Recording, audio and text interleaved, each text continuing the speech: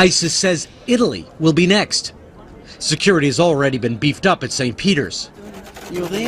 But the biggest advances, and reportedly the worst atrocities, have come where Washington claims to be making the most progress in Iraq, which is starting to look like a failed state. On one hand, you have to see it for what it is. The ISIS promise of bringing terror to Italy is another media-wide propaganda alert designed to strike fear into the hearts of Italians. You will excuse the people of Italy if they are neither amused nor really shaking in fear. Our guest is co-founder and former publisher of the ZENIT News Agency in Rome. He is also part of the Newsmax broadcast family. Let's welcome Father James Mulford to MidPoint. Father, thank you so much for being here. Ed, good to be with you. Father, I didn't want to get too much into what's happening with the possible invasion of Italy, quite frankly, because I think it's much too early to discuss that.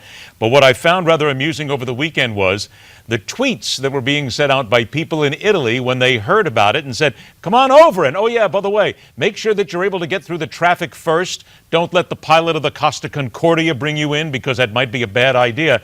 It just looks like the people of Italy are saying, look, this is nothing that we're going to allow ourselves to be that upset about. If it happens, we'll deal with it, but we are not going to change our way of life. That's rather refreshing. Well, I think they did rather take it kind of tongue-in-cheek in a sense. I saw some of those tweets and the reporting on it. And at the same time, Italy, economically and politically, is a little bit in an upheaval. They're looking towards like new elections and things like that. So the Italians know how to take things lightheartedly. At the same time, that's their way of, I won't say not addressing the situation, but of putting it into context. Let's put into context a little bit about ISIS and Christians, because we've covered on this show before the fact that it is one of the underlying and really not very well covered news events around the world, the persecution of Christians in different areas of the world, specifically in the Middle East and Africa, so many other places here. But what is at the very root of the ISIS need to persecute the Christians and, if you will, try to exterminate them? Well, unfortunately, Ed, as you said, persecution of Christians and event not only Christians but of religious groups, even ethnic groups, is in no way limited to the Middle East. I mean, we're talking about, well, we could talk about Somalia, Sudan, Nigeria, Ethiopia, but also places like China, Vietnam, Cuba, even Venezuela, some of the island states in Oceania. So it's something that unfortunately is a worldwide phenomenon. And I always go back. Whenever I think about look at these persecutions, like you said, what is the root of that? And I remember a professor of mine, Gustav Vetter, a Jesuit priest who was a professor of Soviet Marxism. One day he walked up to the blackboard and he said, "You can sum up the central flaw of communism in one mathematical equation." And he wrote on the board, 0 times 0 is equal to 0. And we all looked at him kind of dumbfounded. And he said, well, if the individual has no value, no matter how many individuals you get together, the total worth is always worth 0. So when the whims of the state override the value of the individual, I mean, anything is possible. Anything can be justified. And we, unfortunately, if we look at history, some of those moments have been called fascism, Marxism, communism, totalitarianism, and whether they be called the Roman Empire, the Third Reich, or the Islamic State, when individuals have no value, anything is possible. Anything is justified. There's a G.K. Chesterton is a writer, a British convert to Catholicism. He once wrote, "If you don't believe in something, you'll believe in anything, and you'll accept anything to advance your cause." And so I think I don't like to compare the situation right now in the Middle East to other times or places, but I think you asked the question, the root. Well, the root is if the individual has no value, then anything is justified. And as a result, unfortunately, we see people like Hitler, Stalin, Mao could justify, murdering millions, gas chambers, marches.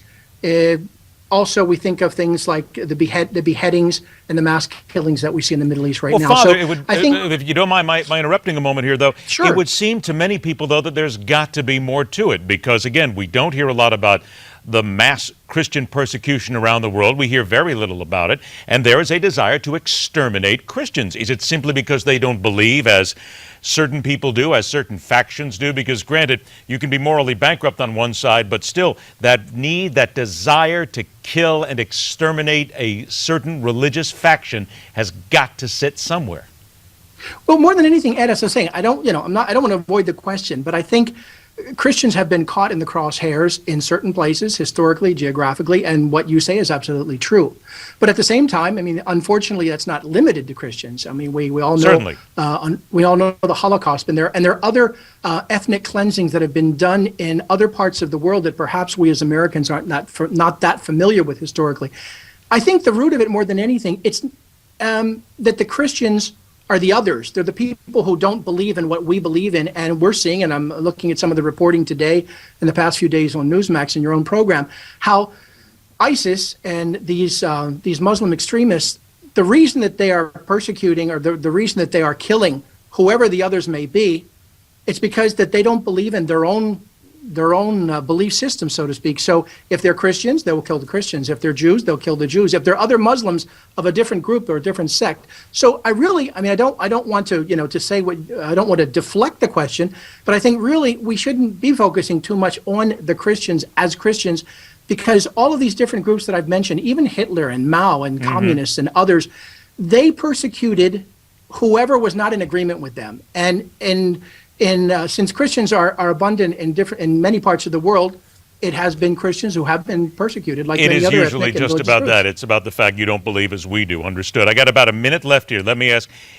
is the Vatican doing anything special to make sure that they are best protected in case ISIS brings the fight to Italy? Because I would imagine they would consider themselves a prime target. Well, the Vatican, you have to remember, the Vatican City is inside of Italy. So the country of Italy is taking, they have stepped up security measures. I've been in the Vatican yesterday and walking around the streets and the train stations. And sure, there is a stepped up security. At the same time, we might forget that not that long ago, in 1981, Pope John Paul II was shot 3 times by an assassin. Less than a month later, Ronald Reagan took an assassin's bullet as well. Both of them survived.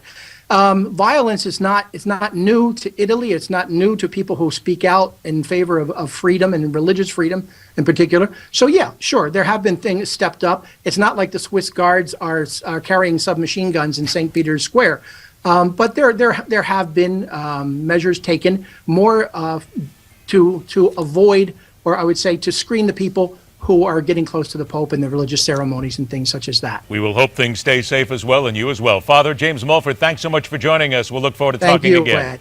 All right, take care. The price of fuel in America and the job action you may not have heard about. That's not helping you save money at the pump. Next on MidPoint.